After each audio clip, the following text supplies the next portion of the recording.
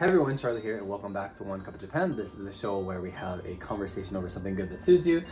Today we are having a nice piping hot mug of Earl Grey. Christmas has been working its way sort of ever closer, and for me in my professional life, that's meant teaching my students about the origins of Christmas, about different symbolism and that kind of thing for my older students. It's meant teaching my younger kids about all of like the pop culture symbols that they see, Santa Claus, Christmas trees, gingerbread man, all of that kind of thing. And it's also meant putting on a Santa costume. Yes, every year for Christmas, for about a week, I put on a Santa costume, which here it is. It's really cheap, but anyway, we do it for the kids to help get them in the Christmas spirit and just to help them have a little bit of more fun with the class.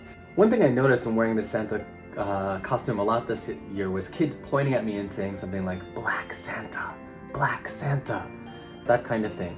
And I didn't really know what this meant. To be sure, I thought it was probably an improvement over all the kids telling me like, "You look nothing like Santa, why is your costume so bad?" And to be fair, it was from Daiso, it's super cheap, it's not great. And you know, Santa doesn't have brown hair, like you should have white hair. Santa doesn't wear a mask under his beard, that kind of thing.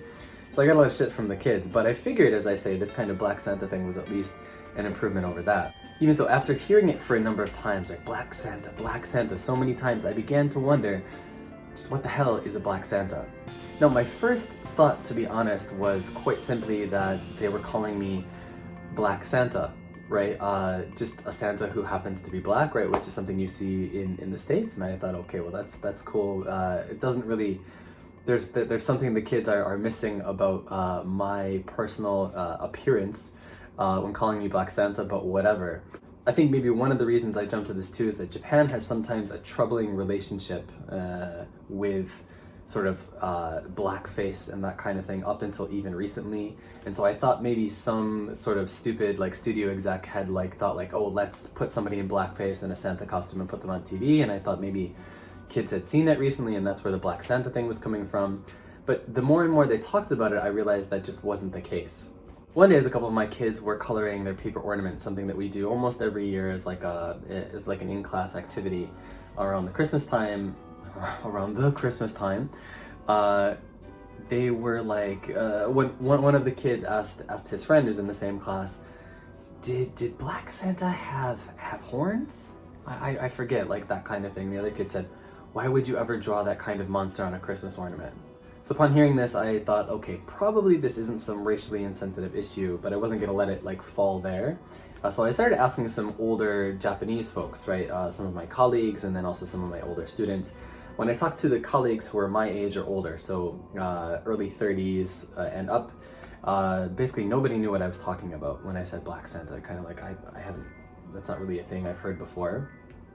And so I was like, okay, I'll ask some of the other students. And when I asked the younger kids, they knew what Black Santa was, but just because of their language ability, they couldn't really explain it to me. But when I asked some of my older kids, I found out that there are kind of two different versions of this Black Santa sort of floating around, at least in this part of Japan. Now, the first version was quite innocuous. It's literally a Santa Claus. Looks exactly like Santa Claus, except for the fact that the hat part and the normally red suit is black. And this Santa goes around giving coal and like branches to bad children, I guess. And upon hearing this, I thought, okay, well, it's very typical of this place to kind of make a completely unnecessary job that somebody else could do very, very quickly. And of course, I think that way because growing up in the States, Santa, you know, he gives presents, but he also is in charge of meting out like coal and like the stuff the kids don't really want when they're naughty. But anyway.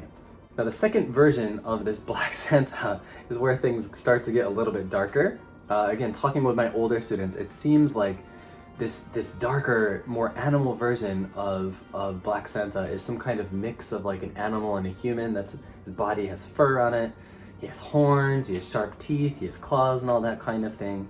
And when it comes to naughty children, he's not just bringing coal, he's also bringing child abuse, right? He's bringing like bad dreams, he's bringing scratches, and apparently he's bringing lint, which may be the worst of all, right? Just lint all over the place from your pockets or from the washing machine, wherever it's coming from. I don't really know. Right, so I'm not really sure about the lint, but this seemed to be more in line with the Black Santa that I heard my kids whispering about during our ornament activity. Now, of course, despite knowing how unimportant this whole thing is, right, like who really cares what Black Santa is, I dove into the internet and tried to find out, okay, where exactly does this come from? And sort of unsurprisingly, it turns out that both versions originally come from Europe. The sort of like kind of friendly version of Black Santa, the one who's wearing the Black Santa suit, seems to have origins in different parts in a couple different countries and in a couple different characters.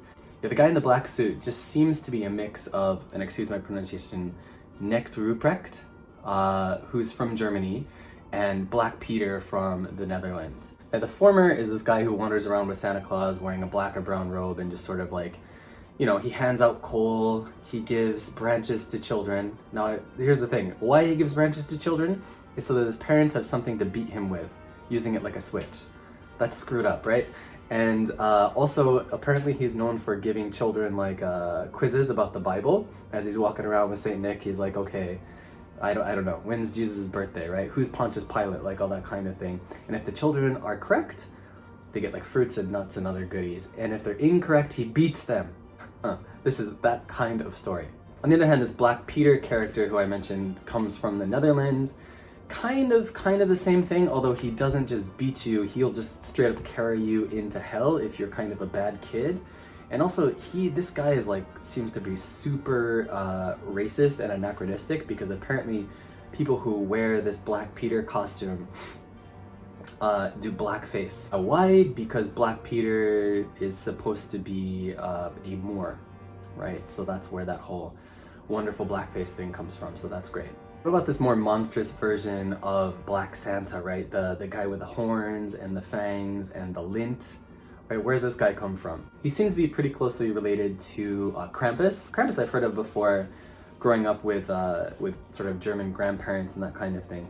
Distant down the line somewhere, like we heard about vaguely some German things, and I remember Krampus being whispered about in some back alley someplace. And sort of looking into Krampus, he's I guess he's more known for like being in Austria, or like the more like alpine parts of Germany. But yeah, to look at him, he looks like a goat demon, like a lesser goat demon, I guess. Like the kind of character you'd see pop up in like Diablo or Buffy the Vampire Slayer, with fur and like haunches and, you know, the curved scimitar like horns and the, you know, yellow or green eyes and the fangs and the claws and all that jazz. He's got a bell on him and all that kind of thing.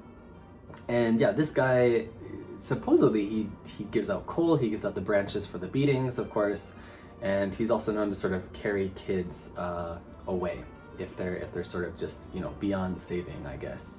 Right, so this character sounds to be very much as described by kids in my classes, but to me, somehow the version described by my kids seems to be a little bit more terrifying, right?